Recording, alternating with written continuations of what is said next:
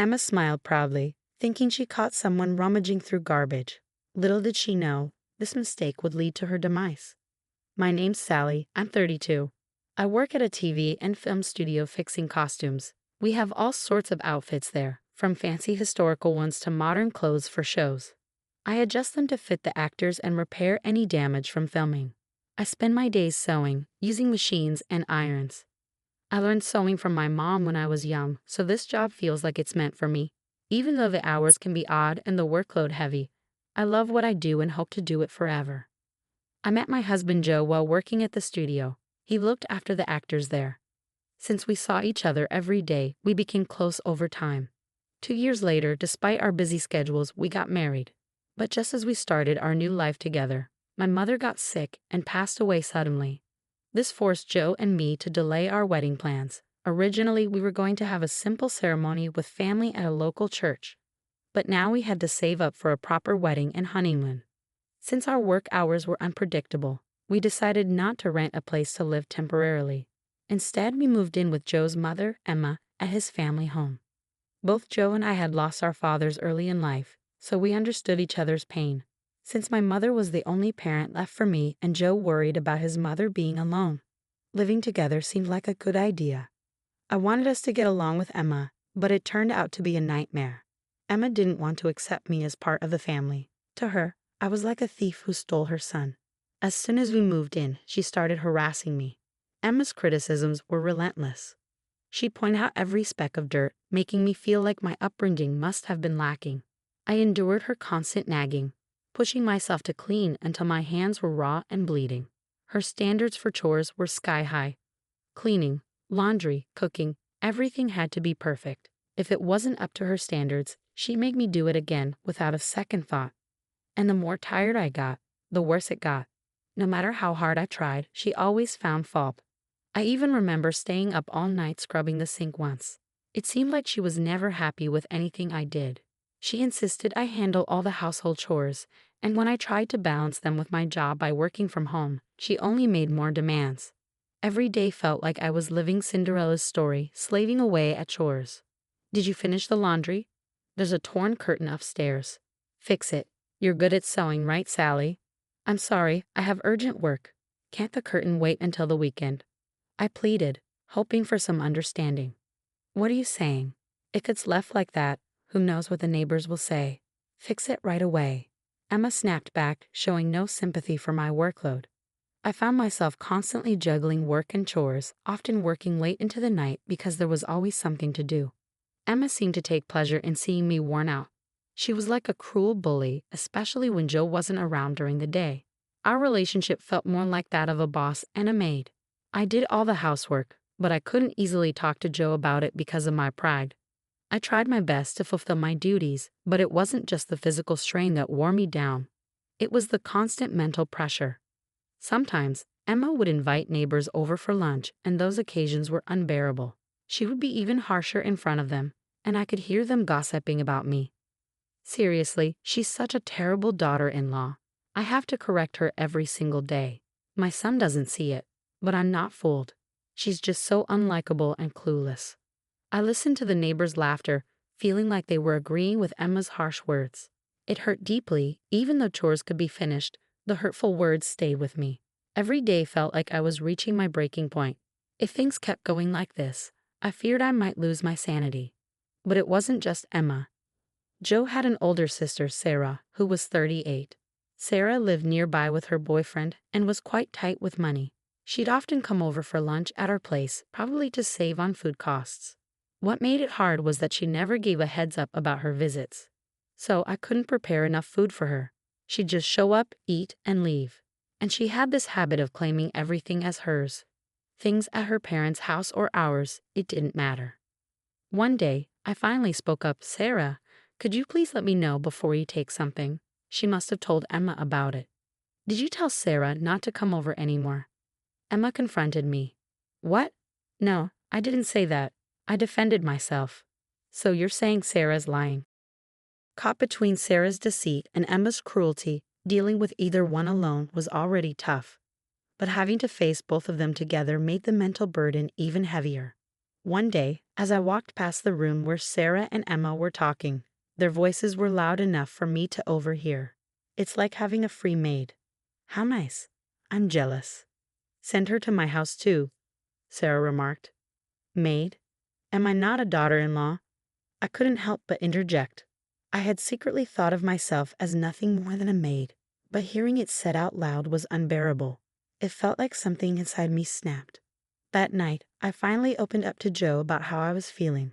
I can't do this anymore. I tried to be patient, but living with Emma is unbearable. Please, I want us to move somewhere else, I confessed to Joe, feeling a weight lifting off my shoulders. After a moment of silence, Joe replied, Okay, we've saved up enough money. Let's find a new place soon. Really? I'll start looking for a place right away, I said, tears of relief streaming down my face.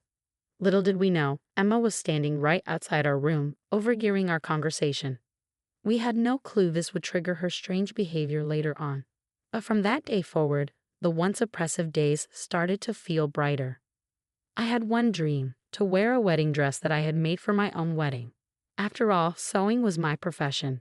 Filled with determination after talking with Joe, I immediately ordered a large amount of fabric online. I decided to focus on making the dress as my new purpose. That's what I resolved to do.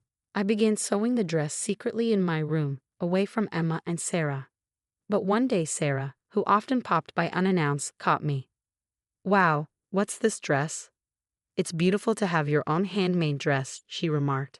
Hey Sally, I'm getting married in 2 months. Could you make my dress too, please? Yes, renting is just a waste of money. I want to keep wedding costs low, so please, she insisted, true to her penny-pinching nature. I hesitated, but since she agreed to cover the material costs, I agreed to make it. I started working on Sarah's dress first, since our wedding was still far off. Sarah asked me to keep it a secret from Mom, hinting that she planned to tell Emma she was renting the dress to get financial support from her. Whatever Sarah paid me for materials, she was determined to get back. Her thriftiness was almost impressive. I even talked to Joe about it, and he said, Sis never backs down once she decides something. I'm sorry, but it would really help if you could make it for her. With his encouragement, I agreed, feeling positive and motivated since I was getting paid. I saw it as practice for making my own dress without spending on materials. I also hoped it might improve my relationship with Sarah, so I focused on dressmaking between housework and my main job. Even Emma seemed to catch on to what I was doing. She'd occasionally peek into my room. Sarah's wedding was coming up fast, and the dress was almost done. Then one day, Emma came into my room with a smile. You're working hard again today, aren't you tired? Her sudden change in attitude was unsettling. I'm going to make some coffee. Why don't you take a break? She offered. Really? That would be great. Thank you, I replied. As Emma left humming, I felt a strange unease. Emma making coffee for me? That was unheard of. Could it be something more sinister? Different thoughts raced through my mind, but I tried not to worry. I got back to work, adding the final touches of lace. The end was in sight. Despite it being Sarah's dress, I found myself putting love into it. Suddenly, I smelled coffee. Emma knocked on the door. Sally, may I come in? She asked. Oh, well, sure, I replied. The next moment, I was shocked.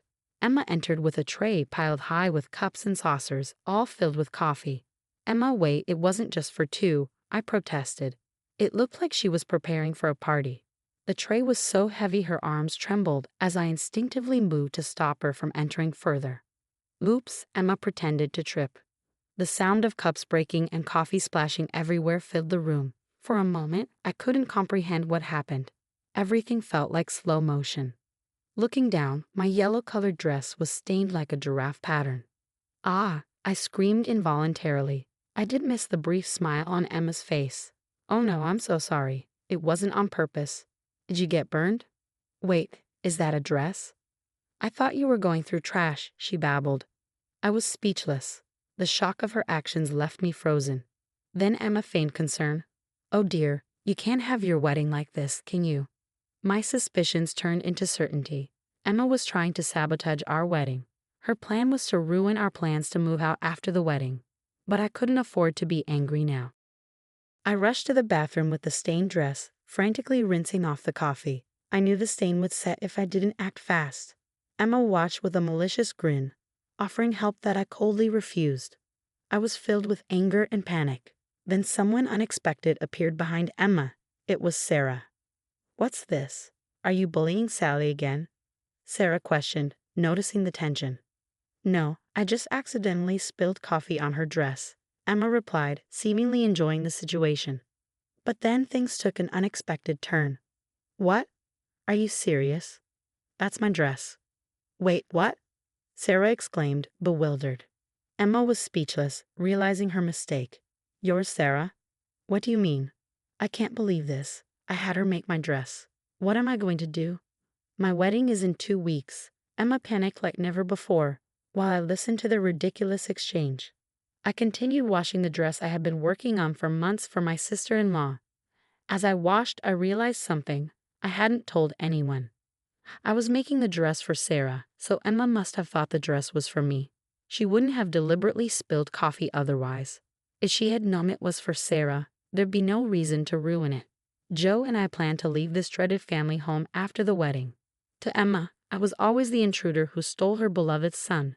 She couldn't bear the thought of me taking him away, so she tried to sabotage our wedding, thinking it would keep her son at home. Such petty thoughts led to Emma's bizarre actions. Sarah was furious, blaming Emma and attacking her. "How could you do this? Everything is ruined. I can't believe my own mother would destroy my wedding," she exclaimed. "I'm sorry, Sarah. Please forgive me. I didn't know it was your dress." "You don't think I did it on purpose, do you?" Emma finally spoke her true feelings while I pretended not to hear and continued washing the dress. Then a man's voice interrupted. "So you thought it was Sally's dress and deliberately stained it?" Everyone turned around at once. "Oh, Joe, when did you get here?" I asked, surprised by his sudden appearance. Joe stood there with a mix of disappointment and disbelief on his face. I had been so focused on washing the dress and listening to their argument that I hadn't noticed Joe's arrival. He had been silently observing the ugly quarrel between his mother and sister. Joe began to speak slowly, his disappointment evident. "You saw Sally working hard on that dress every night, and yet you deliberately stained it. That's truly despicable," he said sternly. Emma and Sarah were taken aback. Emma, in particular, had probably never imagined being scolded by her son, whom she cherished so much. Joe continued calmly yet sadly, "I'm disappointed, Mom. Sally endured your attitude all this time, hoping that one day you might change. She was patient for my sake because you're my mom." His words brought tears to my eyes. I had mistaken Joe's kindness for indecisiveness and submission to his mother, but now I saw him as a man determined to protect the woman he loved. Joe's firm stance, though unexpected, made me fall for him all over again. He addressed Emma, "And it all comes down to this. I can't overlook it, Mom. Sorry, but Sally and I are leaving this place as soon as possible. I'll stay until the wedding for your sake, but I can't stay any longer. This time it was just a dress. But who knows, Sally could be in danger next time. It'll be too late then, Mom." "Danger? I would never put her in danger. How can you even say that after ruining Sally's hard work so casually?" Emma's denial was met with Joe's palpable anger. Despite his frustration, Joe didn't resort to harsh words or an overbearing attitude. Instead, he quietly expressed his anger towards Emma. His expression, a mix of anger and deep sadness, was something I had never seen before. He was confronting everything he believed about his mother, who had always doted on him. Emma's usual quick wit and aggressive remarks were replaced by tears, leaving her speechless. Even Sarah was stunned, shifting her gaze between Joe and Emma. Later, Sarah decided to cancel her wedding, so close to the date, and she wouldn't get any of her money back. "It's not my fault at all. Emma was the one who paid for it," Sarah insisted. So Sarah wasn't losing any money, but Emma seemed to finally regret her thoughtless harassment that had gone too far. The shock of being scolded by her son also left her weakened. But the consequences weren't confined to our house. Sarah's sudden cancellation angered her boyfriend and his family, leading to their breakup. Sarah continually blamed Emma for this outcome. After we left the family home, Emma occasionally contacted us, asking for money. One reason she didn't want us to leave was the financial aspect. While living together, we contributed to the household expenses, but Emma had no income apart from her pension. It seemed she had been relying on our money. Every time Emma called asking for money, Joe refused. "Mom, why don't you work? There are plenty of jobs out there. We need to be independent, you and us. Please leave us alone," Joe pleaded. Despite Emma's pleas not to be abandoned, Joe remained firm. His sense of duty seemed to drive his resolve. Eventually, Emma found work as a janitor, which ironically suited her strictness with cleaning. It was somewhat amusing. Meanwhile, Sarah, after breaking up with her boyfriend and moving back in with Emma, stopped working altogether. She relied on Emma's part-time income and pension. I saw her once, and she was unrecognizably overweight. Joe and I moved into an apartment and are enjoying our new happy life, free from snide remarks and sarcasm. Our life now is blissful compared to our time in that dysfunctional family home. We finally set a date for our wedding, a small ceremony with just friends and colleagues. We chose not to invite Emma and Sarah to avoid any disturbances, especially considering their difficult situations. But that's how it has to be. They brought it upon themselves. I've started making a new dress for the big day. It's going to be much more beautiful than the one that